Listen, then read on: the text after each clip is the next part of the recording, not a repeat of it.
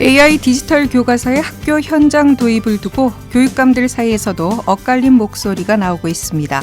전국 17개 시도 교육감을 대상으로 찬반 의견을 물은 결과 찬성 8표, 반대 6표, 무응답 3표로 전해졌는데요. 이 가운데 대구 경북은 찬성 의견을 내면서 오는 3월부터 AI 디지털 교과서 도입을 적극 추진하겠다고 밝혔습니다.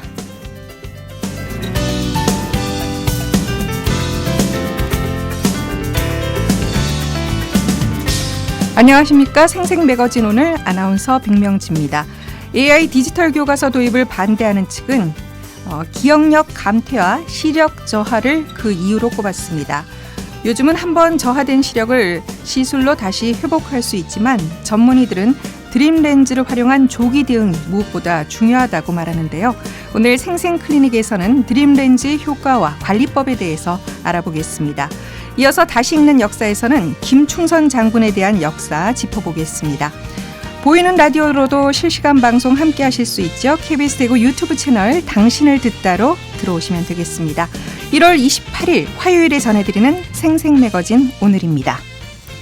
건강한 삶을 유지하기 위한 다양한 의학 지식과 정보를 드리는 생생클리닉입니다. 오늘은 안과 시간인데요.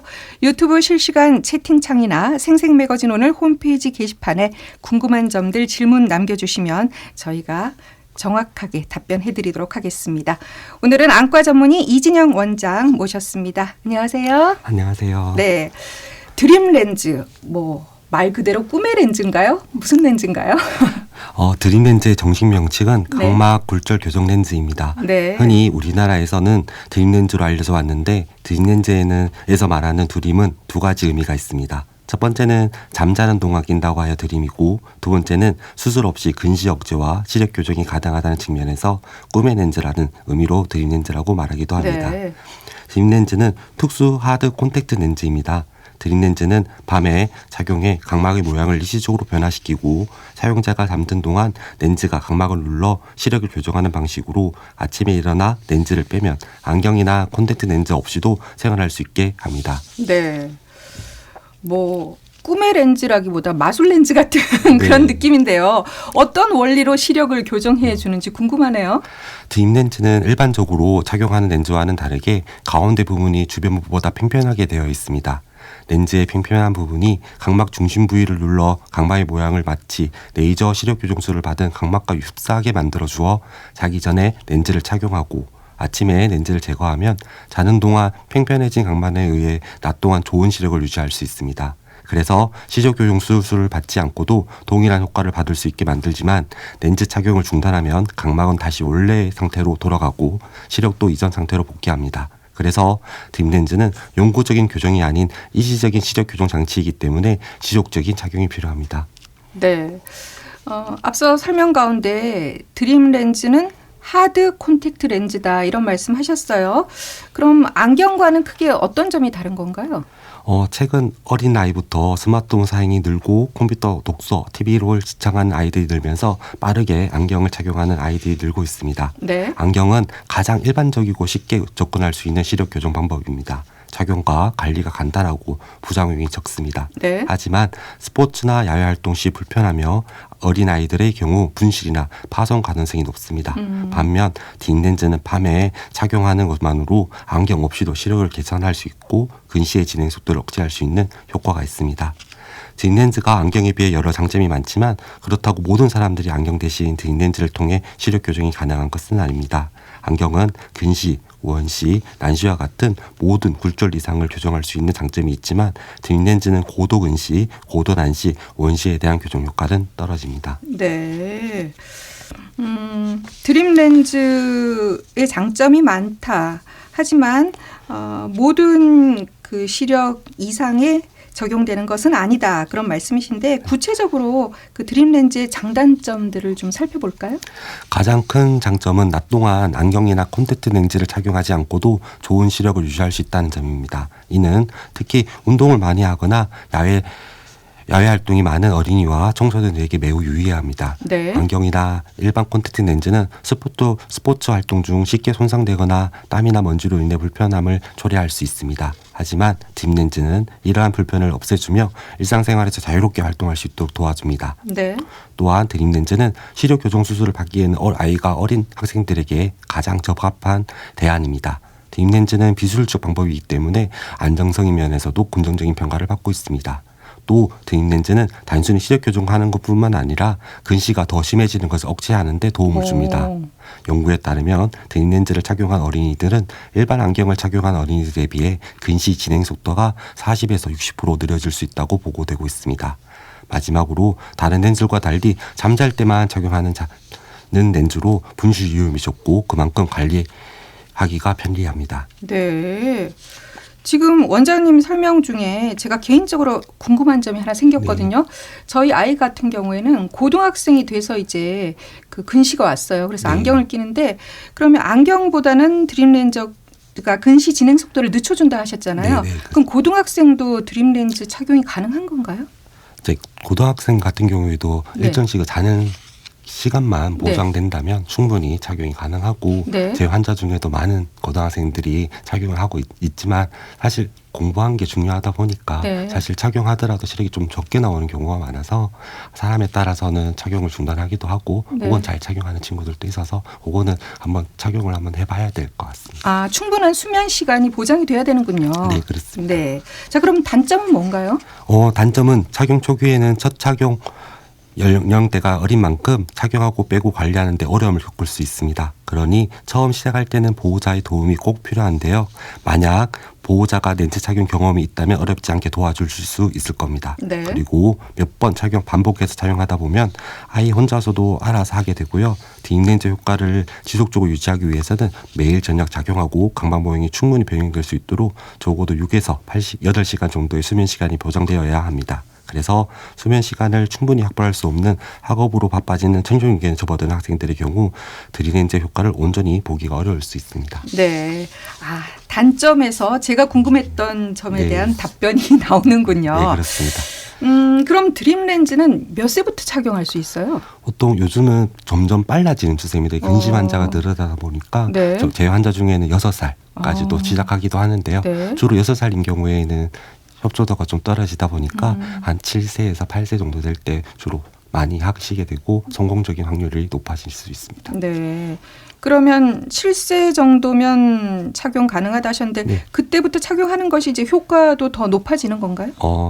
이제 교정 효과조도 정말 좋을 뿐만 아니라 근시 초기에 착용하는 게 교정적인 효과, 교정할 수 있는 효과도 훨씬 좋고 또 장기간 착용할 수 있을 뿐만 아니라 근시 억제 효과도 훨씬 더 좋은 거로 보고되고 있습니다. 네, 그렇군요.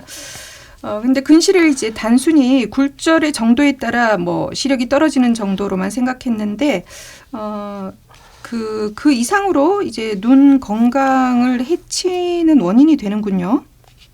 네, 그렇습니다. 근시 진행 위험성에 대해 잘 모르는 경우 그냥 안경만 끼면 된다고 알고 있거나 혹은 어릴 때 안경이나 렌즈를 착용하다가 성인이 되었을 때 스마일 같은 시력 교정 수술을 하면 된다고 생각하는 경우가 있는데요. 그러나 과거 근시에 대한 연구가 적었던 시절과 달리 근시로 인해 발생하는 눈의 여러 가지 질환들이 연구된 지금은 이와 같은 인식들이 바뀌게 되었습니다. 우선 근시는 성장기 때 눈의 앞뒤 길이, 즉 안축장 길이의 증가가 가장 큰 원인으로 밝혀져 있습니다. 안축장이 길어지면 성인이 되었을 때 시신경이나 망막의 두께가 얇아지면서 퇴행성 질환들의 발병률이 높아질 수 있습니다. 이러한 퇴행성 질환들에는 시신경에 발생하는 녹내장성 질환이나 망막에 발생하는 황반변성, 주변부 망막 찢김 등이 있는데 이러한 질환들은 발병 시 중대하고 영구적인 시력장애를 일으킬 수 있고 고도근시로 진행될수록 발병률이 매우 높아진다는 측면에서 드림렌즈 착용 등 성장기의 근시 진행을 최대한 억제시키는 조치가 필요합니다. 네. 자, 그럼 드림렌즈를 착용하기로 결정이 됐다면 착용 전에 어떤 점들을 좀 주의해야 합니까? 드림렌즈 착용은 나이에 상관없이 사용할 수 있지만 어느 정도 아이의 협조가 필요하기 때문에 보통 7세 이후에는 시도를 해볼 수 있습니다. 아이의 눈 상태와 성장 속도에 따라 착용 시기는 달라질 수 있습니다. 드림렌즈 관리는 손을 깨끗이 씻고 렌즈를 만지는 것이 중요합니다. 렌즈를 착용 후에는 손으로 눈을 만지지 않도록 주의해야 하며 렌즈 내부에 이물질이 없는지 수시로 점검해야 합니다. 사용 후에는 반드시 소독 용액으로 세척하고 정해진 보관 방법대로 보관합니다. 또한 정기적으로 안과 검진을 받고 렌즈의 적합성을 확인해야 합니다. 이러한 관리 방법을 통해 효과를 극대화하고 부작용을 예방할 수 있습니다.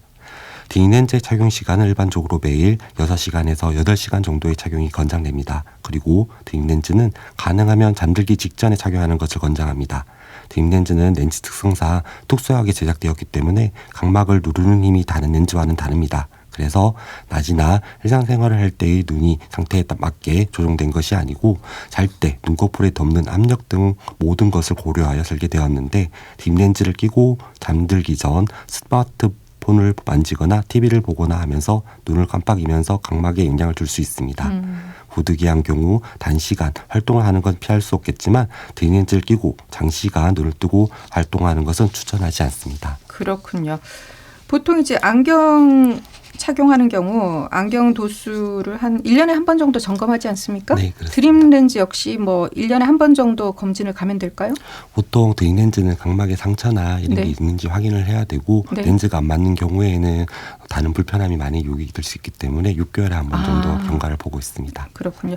자, 이렇게 장점이 많은 드림렌즈지만 맞지 않는 경우도 있지 않겠습니까? 착용하기 전에 뭐 어떤 검사들이 필요한가요? 착용 전에는 안쪽장의 길이, 각막 지형도, 각막 공률, 시력 측정 등이 필요합니다. 이러한 검사를 통해 각 개인에게 맞는 렌즈를 선택할 수 있습니다. 이러한 검사를 통해 개인에게 적절한 맞춤형 렌즈로 시력 교정 효과를 극대화하실 수 있고 최근 고도 근시용 렌즈나 난시용 렌즈가 소개되어 드림렌즈를 착용할 수 있는 굴절 범위가 점점 늘고 있습니다. 네. 저도 뭐 렌즈를 착용해봤지만 관리가 굉장히 중요한데 드림렌즈는 또 어린아이들이 착용을 하기 때문에 부모님이 관리에 좀 신경을 써주셔야겠어요. 네. 어떻게 관리를 해야 하나요? 드림렌즈는 일반적인 소프트 콘택트 렌즈 배에 섬수율이 낮고 오염물에 침착이 잘 되지 않는 재질의 특성으로 일반적으로 각막 감염 유발 가능성이 상대적으로 적습니다. 하지만 부주의한 관리로 각막 상피 미란, 각막 신생혈관, 간연성 각막염 등의 다양한 합병증이 발생할 수 있으므로 D렌즈 착용 전 렌즈와 렌즈 관리용품의 취급 방법을 정확하게 숙지하고 사용하여야 합니다. D렌즈의 수명은 보통 2년 정도며 관리 상태와 근시 진행 정도에 따라 일찍 교체해야 할 수도 있습니다. 그리고 렌즈 사용 중 문제 발생 시 착용을 일시 중지하고 담당 안과 전문의와 상의하며 정해진 정기 점진은 꼭 받도록 해야 합니다. 네. 자, 오늘 드림렌즈에 대해서 알아봤는데 청취자 여러분의 질문을 미리 좀 받아봤습니다. 그 가운데 질문을 제가 대신 드리자면 그 잠버릇이 심한데 드림렌즈를 끼고 뭐 엎드려 잔다던가 자다가 눈을 막 비빈다던가 그래도 괜찮은지 물어보셨어요. D렌즈를 착용했다면 가능하면 똑바로 누운 자세에서 하는 것이 가장 이상적입니다. 몸을 뒤척이고 움직이는 것이 렌즈 착용에 영향을 주지는 않지만 주로 엎드려서 자는 경향이라면 눈에 압력이 가해져 좋지 않을 수 있기 때문에 피하는 것이 좋습니다. 눈을 비비는 행동도 되도록 지양해야 합니다. 만약 자는 도중 심하게 비벼 렌즈가 각막 중심부를 이탈하는 경우가 드물게 있는데 이 경우 평소처럼 렌즈를 뺀 후 다시 제대로 착용하시면 됩니다. 만약 아침에 일어나 알게 되었다면 그대로 제거하시면 됩니다. 착용 중 눈을 비비거나 몸부림으로 힘으로 렌즈가 등 뒤쪽으로 넘어가는 일은 절대 없으니 안심하셔도 됩니다. 네. 그리고 이제 드림렌즈 원리가 이제 각막을 이렇게 누른다고 하셨잖아요. 네. 그럼 안압에 영향을 주지 않을까 걱정하시는 분도 있더라고요. D렌즈 착용하는 기간 동안 안압을 측정하면 착용 전보다 안압이 낮게 나오는 것을 볼 수 있습니다. 네. 이건 D렌즈의 평평한 중심 부분이 각막의 중심을 눌러 이렇게 되면 중심부 각막이 D렌즈 착용 전보다 미세하게 얇아집니다. 안압은 각막이 두꺼울수록 실제보다 높게 측정되고 각막이 얇을수록 낮게 측정됩니다. 하지만 D렌즈 착용을 중단하면 본래의 안압으로 다시 되돌아가기 때문에 안압에 직접적인 영향을 주지는 않습니다. 그렇군요. 그리고 또 한 분 질문 보겠습니다. 낮에는 컬러 렌즈, 밤에는 드림 렌즈를 껴도 될까요? 이렇게 물어보셨네요. 네, D렌즈를 착용하기 시작하면 낮에는 컬러 렌즈, 소프트 렌즈 같은 다른 렌즈를 착용하지 않는 것이 좋습니다. D렌즈는 각막 중심 부위를 눌러 평평하게 만들어주는 원리로 일시적으로 시력을 교정해주는 렌즈입니다. 이미 중심부가 평평해져 있기 때문에 컬러 렌즈나 소프트 렌즈를 착용하실 경우 각막 모양에 잘 맞지 않아 이물감이나 건조감을 많이 느낄 수 있습니다. 그리고 낮에 컬러 렌즈를 착용하게 되면 각막에 산소와 영양이 충분히 공급되지 않아 각막 저산소증이나 여러 가지 눈 질환이 발생할 수 있습니다.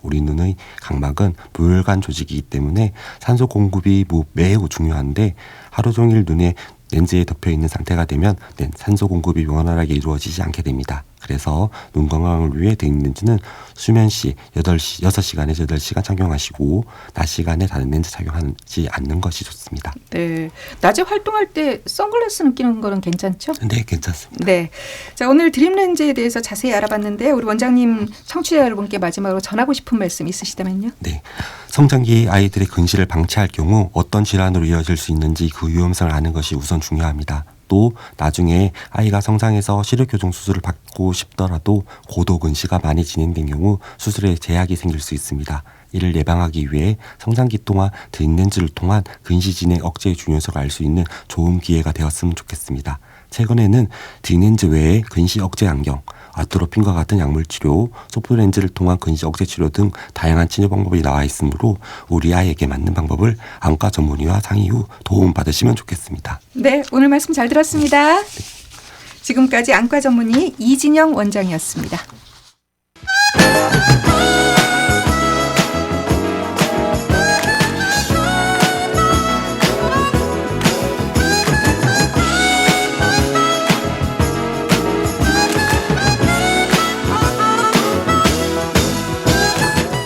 네, 우리가 몰랐던 역사의 진실과 이면을 들여다보는 시간입니다. 다시 읽는 역사 정만진 작가와 함께합니다. 안녕하세요. 네, 안녕하세요. 네, 오늘 다시 읽어볼 역사는 어떤 내용인가요?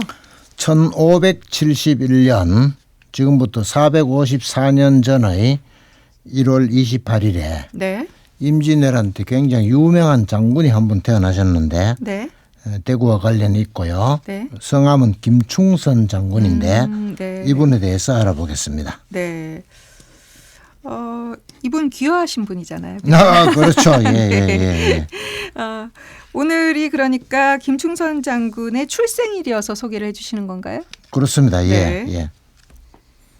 저 달성군 대구시 달성군 가창면 네. 으로 들어가면 이제 우록리에 녹동서원이 있어요. 네, 저도 여러 번 가봤어요. 그렇죠. 네. 유명하죠. 네, 그 녹동서원이 있고 서원이 있으니까 또 사당도 있고 맞습니다. 또 특히 그 묘소가 또 바로 뒤에 있어요. 네, 왜 여기에 이런 것이 있나 하면 이제 김충선 장군이 여기 우록리에서 거주를 했기 때문입니다. 네, 근데 아까 말씀하신 것처럼 우록리에서 태어나신 것은 아니에요. 네, 이분이 태어나신 곳은 일본입니다. 네, 본래 일본 사람이죠. 네, 본래 일본 사람인데 조선에 귀화를 해가 조선 장군이 되어서 도로 일본을 막 공격하고 큰 공을 많이 세웠으니까 네, 역사적으로 봐서 굉장히 특이한 인물이라고 말할 수 있겠습니다. 네. 이 도요토미 히데요시가 전쟁을 일으켜서 당시 동양 삼국이 전란에 휩싸였는데 그 당시 시대상을 생각하면 일본 사람이 조선군 장군으로 활약했다는 게 다들 의아해할 것 같아요. 그렇죠. 네. 그러니까 세계에도 제법 성함이 알려질 정도로 네. 특이한 분인데 도요토미 히데요시는 이제 옛날식으로 말하면 풍신수길이잖아요. 네네.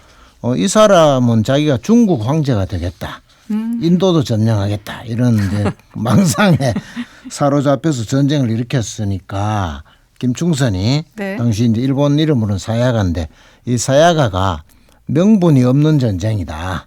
그런 전쟁에는 내가 협조할 수 없다. 그리고 당시 일본은 야만족이잖아요. 네. 그래서 문화적으로 매우 발달한 조선에서 살고 싶다. 이런 두 가지. 그러니까 명분 없는 전쟁에 협조할 수 없다. 그다음 내가 조선에 가서 살고 싶다. 이런 뜻을 품고 조국 일본이 아니라 조선에 귀화를 해서 조선군의 장군이 되어서 일본하고 도로 싸워서 평화를 상징하는 그런 인물로 세계에서 이름을 남기게 되었습니다. 네. 그래서 그 녹동 서원만 있는 게 아니라 서원 옆에 가면 한일우호관이라고 하는 한일우호, 네. 우호를 다진다. 네. 우호관이라고 하는 건물도 건립되어 있는 게 그 때문이죠. 네. 그 김충선 장군이 원래 이제 일본에서 태어났지만 정확한 출생지는 알려지지 않았다고요? 그렇죠. 그러니까 본인이 문집도 남기고 했는데 네. 자기 출생지가 어디다 이런 말을 적어 놓질 않았어요. 왜 안 적었느냐 하는 건 상식적으로 생각해서 당시에 토요토미 히데요시를 비롯한 일본에서 이 사야가를 가만히 놔두겠습니까? 근데 사야가 본인은 조선에 가버렸고 하니까 그쪽 입장에서는 부모, 이제 배신자라고 그렇죠. 보겠죠. 예. 그 부모 가족 네. 그걸 괴롭히거나 뭐 죽이거나 할 거 아니에요. 네. 그래서 이분이 자기 출생지 자체를 밝히질 않아 가지고 본인이 돌아가시고 120년이나 지난 뒤에 그때는 영조 때인데 그때 가서 이 사야가가 김충선과 동일 인물이다 하는 게 이제 밝혀졌고 네. 일본에는 또 1972년 그로부터 다시 200년 지나고 1972년이면 얼마 안 됐잖아요. 현대죠. 그렇죠. 이때에 일본에도 김충선이 사야가다 라고 알려졌을 정도니까 본인은 조선에 와서 자기 일본에 두고 온 가족 걱정을 해서 신분을 숨겼다. 그래 말할 수 있겠죠. 네. 자, 그런 점을 생각하면 김충선 장군의 평화 정신이 역사에 길이길이 남아서 우러럼을 받을 만하다. 그렇죠. 그러니까 싶은 생각이 지금 또 드네요. 이제 네. 아까 말씀드린 것처럼 한일 우호관이 지금 건립된 지가 13년쯤 됐어요. 2012년에 생겼으니까. 네. 그런 건물이 지어지고 거기에 일본인들도 많이 올 때는 1년 2천 명씩 이래 와서 관람을 하고 하는 거는 이미 김충선 장군이 평화의 상징적인 인물로 이제 알려지고 있고 또 이 일본인 장군인데 조선 선비도 아니고 일본인 장군을 위해서 조선시대 선비들이 서원을 지어줬다는 것은 벌써 그 당시에도 이 김충선에 대한 우호적인 생각이 조선 사회에 굉장히 많았다는 걸 알 수 있지 않습니까? 네. 그리고 아까 말씀드린 것처럼 본인이 이제 문집도 남기고 시도 남기고 이래서 또 선비들이 좋아할 만한 문화적인 인물이었다. 그걸 우리가 짚어볼 수 있겠습니다. 네. 당시 이제 우리나라를 위해서 임진왜란 때 많은 공을 세웠는데 대표적으로 어떤 업적들이 있을까요? 그리고 장군이니까 이제 전투에서 공을 많이 세워서 임진왜란 중에 이제 울산성 전투가 굉장히 유명하거든요. 네. 울산성 전투 또 동해안에서 전투를 하고 이래서 공을 많이 세웠는데 그뿐이 아니라 조총, 총 있잖아요. 조총. 네네. 새를 막 맞출 수 있다 이런 뜻으로 네. 이 조총을 만들고 쏘고 하는 기술을 우리나라에 전수했어요. 그리고 또 그 뒤로 또 병자호란과 이괄의 난 있잖아요. 네. 인조 때 이괄의 난 때도 공을 세우고 해서 세 군데서 공을 세웠다는 걸로 또 유명해졌고 또 전쟁이 없을 때는 스스로 또 압록강 두만강 쪽에 가서 내가 중국이 쳐들어오면 지키겠다 해가지고 10년 동안 자원해가지고 근무도 했어요. 그리고 공을 많이 세우니까 임금이 인조가 이제 상을 줬는데 땅을 상으로 줬어요. 그걸 사패지라고 하는데 네. 땅을 주니까 보통 같으면 땅을 받아서 임금님 감사합니다 할 건데 이 양반은 받아가지고 그걸 다시 임금을 지키는 군대에 기부를 했어요. 그러니까 뭐 이래저래 사람들이 다 좋아할 만한 일들을 꾸준히 하신 분이다. 네. 그래 말씀드릴 수 있죠. 여러 업적을 쌓고 또 모범을 보였기 때문에 일본인이지만 우리나라에서 서원에 모셔지는 그런 영광을 누리게 그렇죠. 된 것이 아닌가 그래가지고 싶네요. 이제 이름이 네. 사야가인데 선조가 네. 원래 사야가가 모래사자잖아요. 네. 그 모래가 일본에서 모래가 우리나라로 건너와서 금이 되었다 해서 김씨라고 해라. 이래가지고 네. 이제 사성김씨라고 그래요. 사성김씨. 네. 왕이 준 성이다 해서 네. 임금한테 이 성을 받는 걸 옛날에는 굉장히 영광으로 생각했거든요. 네. 그래서 이제 그 사성김씨로서 시조가 되었죠. 네. 그리고 사람이 착하다, 선하다 해서 이름도 충선 이렇게 지어줬어요. 네. 그 왕이 임금이 다 성하고 이름을 지어줬으니까 말하자면 가문의 영광이죠. 네. 뭐 자손 대대로 영광스럽게 생각할 만한 그렇죠. 사성김씨라는 걸 매우 네. 자랑스럽게 생각하고 있어요. 일인데, 네. 근데 어째서 우럭동에 거주할 생각을 했을까요? 대구가 원래 임진왜란 때 명나라 군대, 일본 군대가 왔다 갔다 하면서 주둔 따고 했는 곳이거든요. 네. 김충선 본인도 전투를 많이 했기 때문에 여기서 왔다 갔다 했을 것이고 또 두사충이라고 명나라 장군의 묘도 만촌 등 있지 않습니까? 그래서 이제 김충선이 자기가 전쟁 중에 왔다 갔다 하다가 전쟁이 끝났을 때 어디가 살기 좋을까 해서 산속에 깊은 곳에 가서 사슴과 더불어 우록 하는 게 사슴과 더불어거든요. 네. 원래 우륵인데 그걸 우록으로 바꾸고 거기서 살게 됐어요. 네. 그래서 자기가 여기가 아주 평화롭게 살기 좋은 곳이라고 생각하고 네. 여기에 정착을 했다. 그래 말씀드리겠죠. 네. 김충선 장군이 문집도 집필하고 시도 남긴 만큼 문화인물이라고 하셨는데 대표적인 시 짧게 좀 소개해 주실까요? 시가 여러 편 했는데 네. 이 옛날 말인데다가 한자가 많아가지고 네. 요즘식으로 제가 임의로 고쳐서 읽어보겠습니다. 네. 산속에 살고 싶어 우럭촌에 들어오니 학이 있는 산봉우리 신선이 노는 이 동네 날마다 나의 벗이 되는구나. 제자들을 가르치기 좋은 백록동 돌을 닦는 마당이 되어 후손들의 글 읽고 음악 소리가 들리는 듯하다. 가창의 맑은 물에 내 마음을 깨끗하게 씻어볼까 하노라. 네. 자, 오늘은 달성군 가창면 우롱리에 있는 녹동서원과 한일 우호관을 담긴 역사 인물 김충선 장군에 대해서 알아봤습니다. 지금까지 정만진 작가였습니다. 고맙습니다. 네, 고맙습니다. 네. 설 연휴 중 떡을 먹다가 큰 사고로 이어지는 경우가 늘고 있죠. 이 소방당국이 응급처치법 숙지와 식품 섭취 시 주의할 것을 당부했습니다. 기도가 폐쇄될 경우 올바른 하임리히법 방법을 잘 익혀서 시행하셔야 될 것 같습니다. 맛있는 음식을 나누며 즐거운 시간을 보내는 것도 중요하겠지만 더 중요한 것은 무엇보다 안전이겠죠. 안전하고 건강한 설 연휴 지내시길 바라겠습니다. 생생매거진 오늘 마치겠습니다. 함께해 주신 여러분 고맙습니다.